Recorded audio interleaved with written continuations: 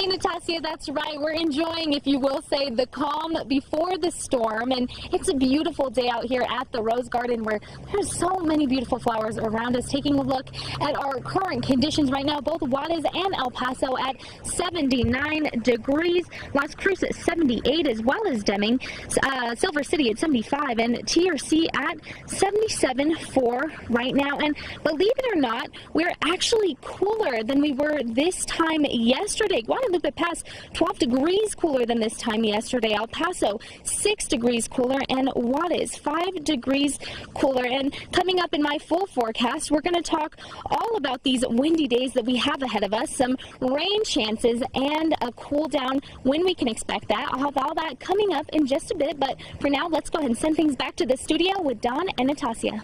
Now, taking a look at our current conditions, 85 degrees, just 1 degree shy of our high of 86 today. Seeing that humidity at 16% and those east-southeast winds at 3 miles per hour, so just a slight breeze. Beautiful day right now. Las Cruces clear skies at 85 degrees. Seeing that humidity at 12% and those south-southwest winds a little bit more at 6 miles per hour.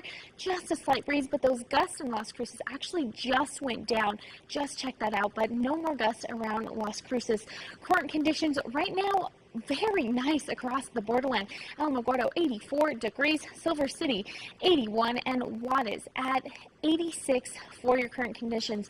And as for those temperature changes, we are actually warmer than we were this time yesterday. Finally getting to see that warm up back into those mid to high 80 degree ranges. El Paso and Las Cruces both 10 degrees warmer than this time yesterday. Roswell 12 degrees, and both Juarez and Guadalupe Pass 13 degrees warmer. As for those wind speeds, again, just a slight breeze, a little bit more at Guadalupe Pass 18 miles per hour. They're starting to decrease. We were seeing some gusts a little while ago in Las Cruces, like I mentioned, but just a slight breeze at this point. Clouds and radar, we're seeing that moisture move in, which is why our humidity is a little bit up right now, but you know, it's passing over us, meaning we do have some rain chances for tonight. Slight chance, 10% chance of rain. That's just because this moisture is moving on over us.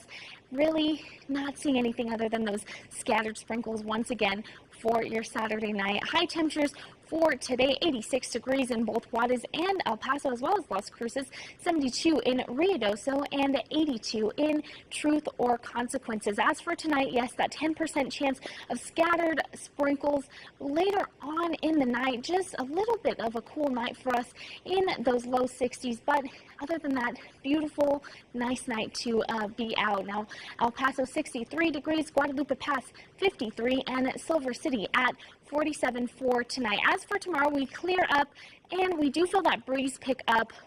As for your Sunday, El Paso 89 degrees, Cloudcroft chilly at 65 degrees, and Van Horn, take a look at that, 90 degrees for your Sunday. Now, Las Cruces for tonight, expect those south winds 10 to 15 miles per hour, shifting to the southwest, coming at 15 to 25 miles per hour. So yes, it is clearing up, but it is breezy, hitting a high of 88 for tomorrow. Now, El Paso seeing those south winds 10 to 15 miles per hour, but again, increasing to 10 to 20 miles per hour, coming from the southwest.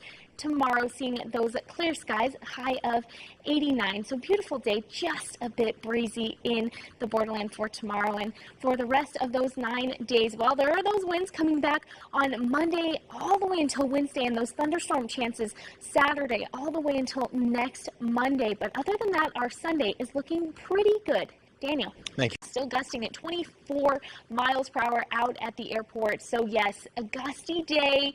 Not as gusty as we'll see tomorrow, though. Right now, El Paso 90 degrees, our high for today. Las Cruces clear skies at 86 degrees. Seeing those west-southwest winds at 17 miles per hour and those gusts at 30 miles per hour. Now, currents looking pretty nice, like Daniel and I just said. Beautiful day across the borderland. Guadalupe Pass 86 degrees, as well as Roswell. Deming 86 as well. 86 across the board. Take a look at that.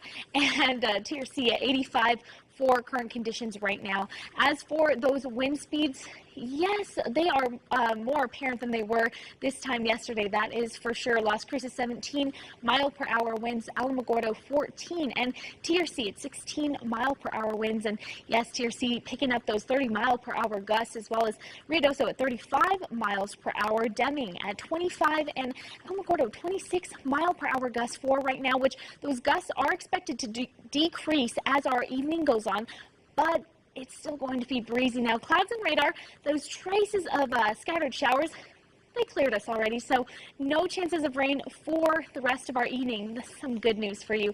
Water vapor map, yes, all that moisture making its way out of our area, but we'll see that dry air starting to move in, which is why we are going to see those dry and windy conditions really starting tomorrow. Now, high temperatures for today, we're sitting right on our high of 94 right now. Guadalupe Pass 86 degrees, as well as Roswell. Watt is 88 for your high today, and Silver City at 80. As for tonight, it's pretty calm night, just that breeze lasting really throughout the rest of our evening. El Paso 62 for tonight, Cloudcroft a chilly 39, and Silver City 48 for tonight. As for tomorrow, though, we are seeing those gusty and dusty conditions make their return. So yes, feeling those gusts and wind speeds really pick up for tomorrow. Seeing those southwest winds 20 to 30 miles per hour again, gusty for your Monday. Now 83 degrees as our high, so not as warm as we were today in Las Cruces. As for El Paso tonight, seeing those southwest winds 15 to 25 miles per hour, hitting 62 degrees, seeing mostly clear skies into our evening hours, becoming partly cloudy skies for tomorrow. Seeing those dusty, gusty conditions again, that blowing dust and those southwest winds 20 to 30 miles per hour for your Monday. And for the rest of our 9 days, well, those dusty conditions do not go away until Thursday, where we also have a cold front making its way in, dipping us back down into those 70s, and those thunderstorm chances starting on Saturday now at 40% increase since yesterday. So yes, next weekend definitely not going to be as nice as it was this week. Daniel. All right. Waiting for this. Mr. Tracy Bird, how are you today? Good, Jessica. How are you? I'm doing great. So how excited are you to perform tonight? Very excited. I mean, it's great to be back in El Paso. It's been a while since I've been here. Been here many times before, but it's been several years. So it'll be great to see the El Paso crowd. Great to be working with all these great artists. Mike Ryan here tonight, and got Kyle Park and, of course, Randy Rogers band over there in a little while. Perfect. So what's one thing you want to tell the audience? Obviously to bring the energy, but what else? Just come to have a good time. When I'm on stage, I have a blast. And if you're not having a good time, I'm not doing my job. So we just want everybody to sing along, dance, have a great time. I love what I'm doing, so I hope they love it too. Perfect. And I'm just curious, what's your favorite song of yours to perform?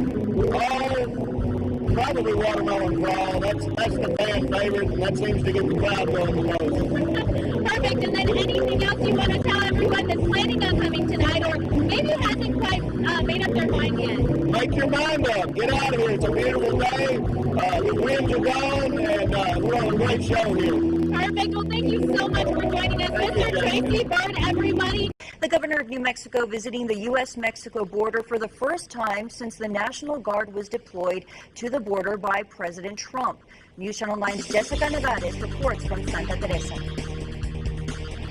Governor Susana Martinez met with Border Patrol agents and National Guard members to discuss what the plan of action is for increased security at the border. And so I'm really proud of the New Mexico National Guard working together with the Border Patrol. Governor Martinez took a tour with the Border Patrol and National Guard at the Santa Teresa Border Patrol station. They discussed future plans about increased security at the border wall, and Governor Martinez says she feels comfortable with what she saw today. Been here for a long time. We're just now adding more National Guards to make sure the Border Patrol can go out and do what they need to do. The governor adds there are around 60 National Guard members currently in the borderland, and that number could go up to around 150 depending on how things go.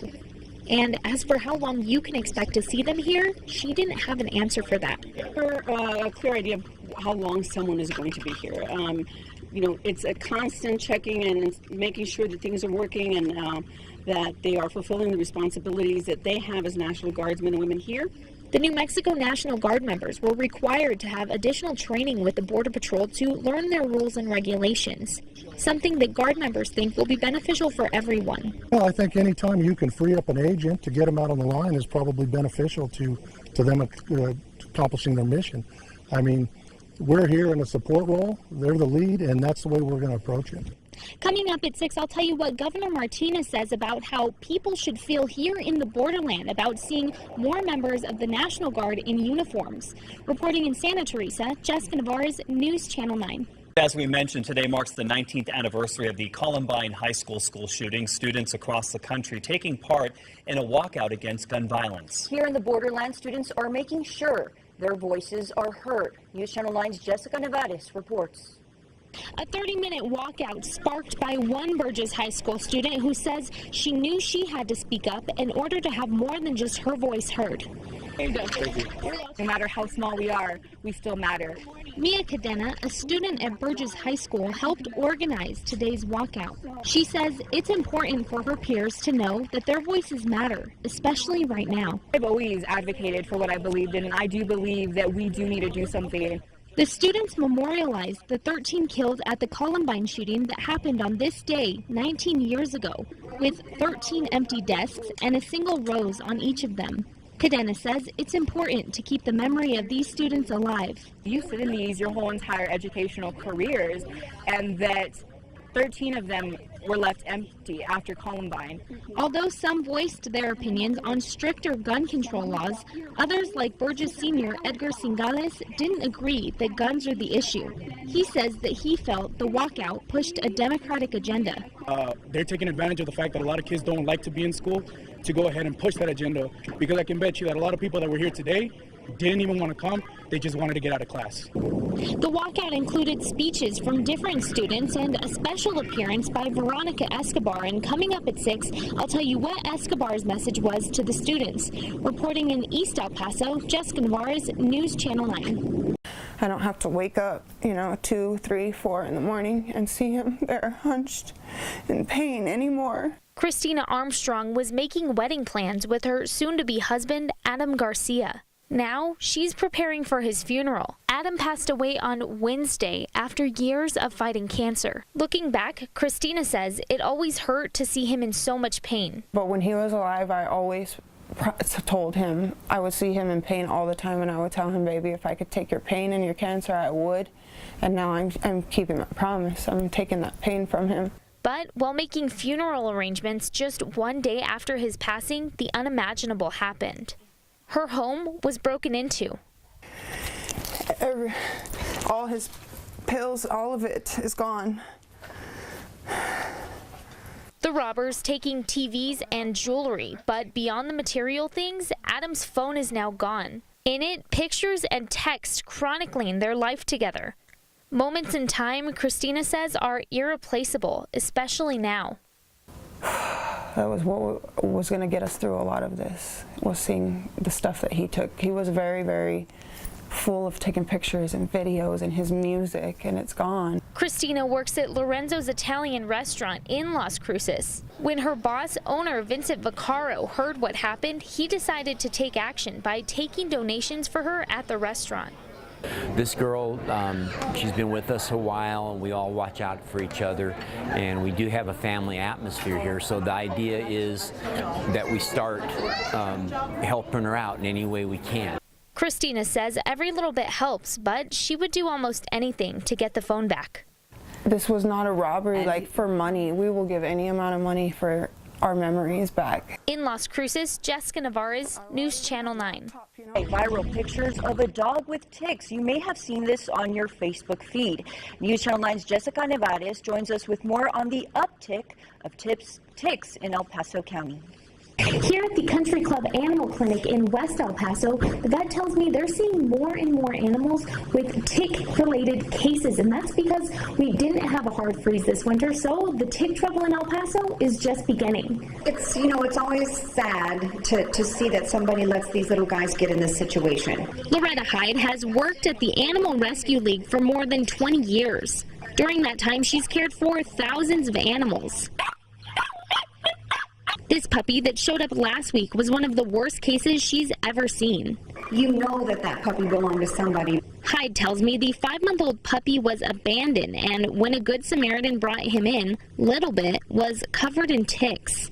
All these ticks are coming out, and they're attaching themselves and laying eggs, and it's just a never-ending process. Best place to be looking for ticks, usually they like to be around the darker areas of the dog, like in the ear folds. Veterinarian Nancy Harvey tells me ticks tend to attack the weakest tissues on animals and can cause health problems. Pet owners, especially for this time of the year, should spend time with their pets looking for parasites. Your veterinarian is going to recommend the right type of tick preventative for your dog. An exterminator is going to tell you which chemicals to use on your yard. The good news is that Little Bit is now being cared for and is on medicine to keep him tick-free. Harvey tells me that getting an exterminator could ultimately save your pet's life. I spoke with one to give you tips on how to keep your home tick-free. That's coming up at 6. Reporting in West El Paso, Jessica Nevarez and Skylit for News Channel 9.